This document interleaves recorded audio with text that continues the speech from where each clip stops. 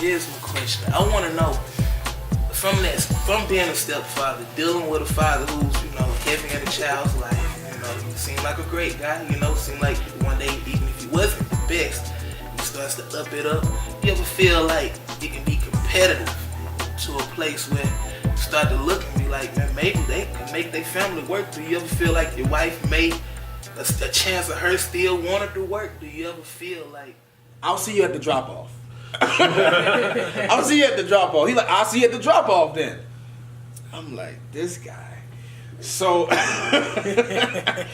in my mind, I'm like, if he's a true parent that has some sense, he's not going to cause all this drama around his daughter. Mm-hmm. And I have a track record of giving people the benefit of the doubt, man. Mm-hmm. But it just always goes left. So he shows up to the drop-off. The drop-off is in a public place because there's this tension. And it has to be at a Walmart in public. And still, he pulls up 2 vehicles deep. Yeah, 2 vehicles deep. And I guess it was an intimidation factor. Because I was like, I didn't know you need 2 cars to pick up your daughter. I didn't know, does she have enough room? Does she have somewhere to sit when you pick her up?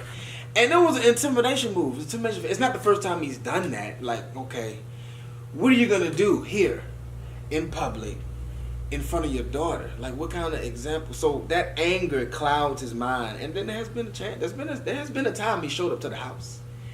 Yeah, he showed up to the house because when you go through the court system, everybody has to have everybody addressed. Right. So he just showed up talking about, the court ain't allowing me to this, and the other. And his daughter is standing there at the screen door crying because now she's affected about everything that y'all mentioned with your stories. Yeah. At the end of the day, the child is the one being affected by this, by the father, by wondering, does my father really want to hang out with me, want to be with me? Wow. They're affected at the end of the day. So I'm like, bruh. But it was me. It was me. He did all that for me. Because he doesn't want me there. He doesn't want me around his daughter. And because when I eventually looked out one of the other windows, there's other people in his car. You know what I mean? He's the only one at the front door, but there's folks in the car just in case I was to come outside, right? So, of course we called the police. Unfortunately, we live in the county of Paulding, and we live in Villa Rica, and they take 30 minutes to get to your house. So, nothing was done. They came to the house later, said, you can file a restraining order, but it's going to take X amount of days, So we just want what's best for this little girl at the end of the day.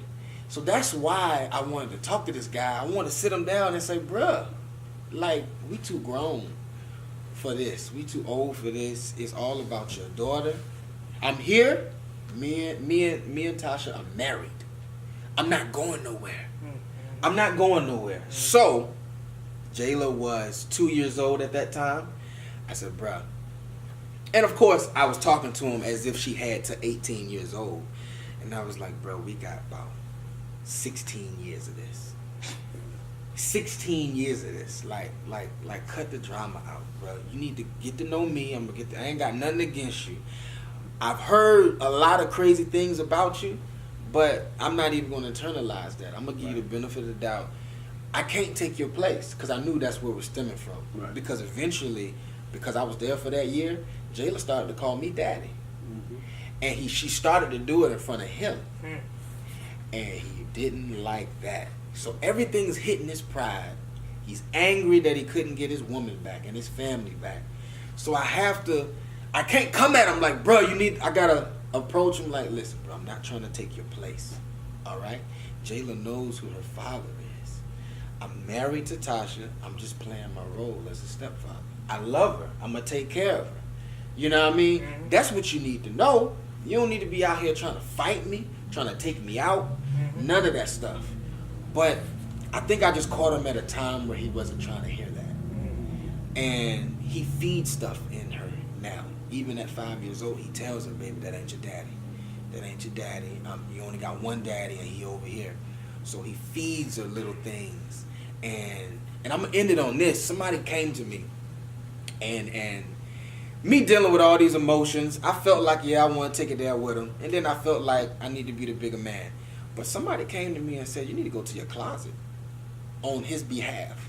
After all the craziness and dysfunction he has caused us, you telling me I need to go to my closet and get on my knees and pray for this man. And I was like, I really just want to put my hands on him. And I really believe in my mind, in my heart, she would be better off without him. But is that selfish? Like you were saying earlier, it would be selfish. So I was like, you know what? I will pray for him. I will pray for him. He'll come around. He'll come around. He'll come around. And if he's still in her head, I can't do nothing about what goes on when she's over there. I can't do nothing about that and what he's telling her. All I can do is love her while she's with us. Thank God she's with us most of the time. That's all I can do. Good. That's all I can do. I love her like she's mine. She's mine, let me tell it. But not only go to my closet on him, somebody came to me and said, Morris, how would you feel? And I can't still answer this question, Pastor. I'm not there yet. They said, the day is going to come, Morris, where Jayla's going to get older. She's going to be in her 20s or her 30s. And this woman is going to have to get married. And she's going to have to decide who's going to walk her down that aisle. And with everything that's going on, the way he's in her ear, and what you've done for her, being that you're the father in the household, and she sees him every other weekend, how would you feel if she chose him to walk her down that aisle? I got no answer for that. I'm going to be honest with you. I'm human. I'm flesh and blood. I can give you the old... That's real. Man, I'll be straight. I'll be whatever baby girl choose and whatever she... No, I'm not even going to sit here and lie to you like that. That's real, though. I don't honestly know how I would feel when that day comes.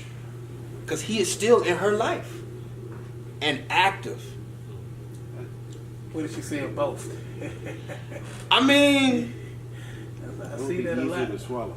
Yeah, than just one by themselves. Than just total denial. Yeah. Yeah. Alright, so here's my question. I want to know, from being a stepfather, dealing with a father who's, heavy in a child's life, seemed like a great guy, seemed like one day, even if he wasn't the best, he starts to up it up. You ever feel like it can be competitive to a place where you start to look and be like, man, maybe they could make their family work? Do you ever feel like your wife made a chance of her still wanted to work? Do you ever feel like, what if, her mind just shifted? Do she ever think about it? Are there any insecurities there? That's one of them things you never... I say this. Me, with my wife, from what I gather, she tell me time and time again, just from the way their relationship went, like leaving that relationship was the best thing that ever happened to her. Like, even if she wasn't with me, she wouldn't be going back. So, in my mind, I want to believe, no, she not going back, they got a history together, they got a child together, so it's always going to be a genuine concern about the person's well-being. Like, she still has a relationship with their parents or whatnot, in a respectful way. It's not to the point where it's like, yeah, they just chopping it up, you come by, this and that.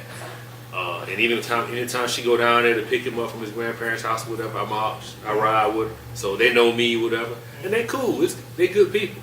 Yeah. I don't think she would in your mind though as a man. Yeah. You think about that though, because we naturally got that. This is mine, Hey, it's like a battle. You start thinking about all points of attack. They can come from the perimeter. They can come from here. They can come from there. So it's like I want to make sure everything is stable. So I'll sit here and watch. I'm like, okay, you did this, you did that.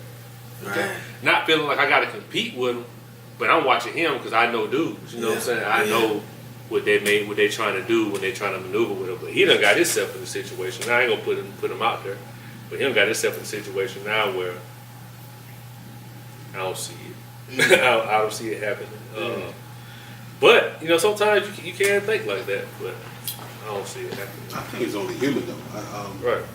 I mean, for instance, you take situation. It could be something as simple as Christmas or a birthday, and you've been taking care of this child the whole year, and then this person shows up. You done everything you could. Broke your back, and maybe especially if y'all on different economic scales, and so maybe you've done everything you could. You did your absolute best, and the child is excited and satisfied, and then all of a sudden, a pine cone comes in the mail, and they lose their mind. There ain't a man alive that ain't gonna sit there, especially if you're brand new to this. That ego thing gonna be like, wait a minute, because I think it stems from fear, and I think the fear is that this child is not going to respond or not going to respect or recognize or see my effort, because all you really want to do is be affirmed. That's just the nature of a man, You want to be affirmed by your spouse. Mm-hmm. You want to be appreciated by your children, because nobody can pay you back for all you've invested. No. All you want your kid to say is, "Dad, I saw you." That's real. You know what I'm saying? That's all you want. That's all you want. I mean, just acknowledge that you saw me breaking my back, because your existence is my whole world. And if I invested my whole life into you and it doesn't matter to you, now I'm looking for what is my purpose. It throws me off completely as a man. I don't know how to handle that. Yeah, you start like, what have I done? Have I wasted my life? I mean, none of this mattered. Did nobody see none of that? And you start asking yourself, well, why did I invest it with this? That's my biggest. Why did I invest it somewhere else? Is there room for investment even now? That stuff throws you off, man. And I don't think sometimes those wives and those children, and now I can't blame the children, but until they get a little older, I don't think they realize how much power they have, because it doesn't take a whole lot to satisfy me. It really doesn't. A good man that will, if he just knows he's being appreciated, y'all know how we do. Mm-hmm. Man, we'll go out, we'll work this job, we'll work another job, we'll bend over backwards to make sure everybody's good, and we don't go in there like a woman will come sometimes, not all. I'm just saying some. Generally speaking, a lot of times the woman comes and says, "What do you bring to the table? Let me see what you got. How much money? Let me see your credit score and all this kind of stuff." And that's there's a double standard there, because if you flip it around and say, "Well, let me see your credit score," it may not be that.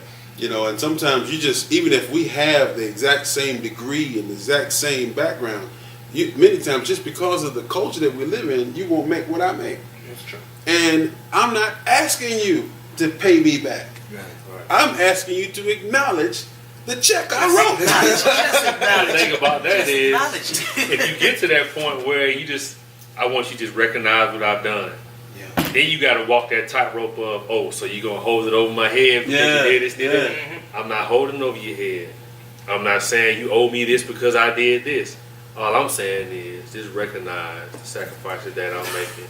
I'm not saying you should bow down and worship me. I'm not saying I'm your ruler. I'm just saying I would just like to be affirmed. I would like to say, here, you know what? I appreciate what you do. Not every day. Just sometimes. You know what? I appreciate what you do. And I communicated that with my wife. What I had to learn, though, is sometimes the way we want to hear it may not be the way they communicate it. Yeah. So I had to learn my wife, and she communicated me with different ways. She didn't just come out and say, you know what, I appreciate you. But she would do certain things that would show me, like, hey, I value what you do. It's like that. Because I think in our culture, period, both men and women, we have a hard time, not all of us, but some of us have a hard time communicating with one another and expressing our feelings and making ourselves vulnerable. Because once you let somebody know how you truly feel, you feel like they have some kind of control over you. Mm-hmm. So it takes a while for people to be able to open up. They'll love you and care about you and all this stuff, but when it comes from your mouth and you say it, it's like, man, they caught me with my pants down. You know what I'm saying? Now I gotta, I gotta own that. This is why I go back to what you said earlier when you were talking about your words were just being wrong. You grew up. Yeah. I have people ask me all the time. They'll say, "Man, what do you think about blended marriage?" I give different advice than what you told me your dad. You said your dad gave. I tell people I am not against blended families, but I believe it should be exclusively set apart for grown people.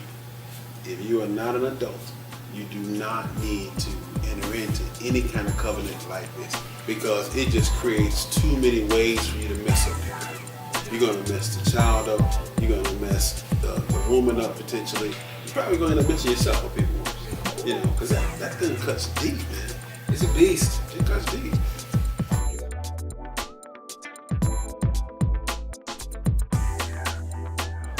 Even the good morning, can I have a bowl of cereal? Like, all that comes after they feel comfortable trusting you. Now, like recently, now we in the living room, his mom be in the room, he's out there with me the whole time. We playing games, doing all this kind of stuff, and I can tell that comfort level is getting there. But then we'll have a great day, and then later that evening we'll have, then it's just like, man, you feel like all the progress you made, it's just gone. Or a phone call comes from the father. Yeah. Right, but then I have to remember it's like working out. I go to the gym for a week, but if I miss one day at the gym, that don't mean the whole progress that I made for that whole week is gone.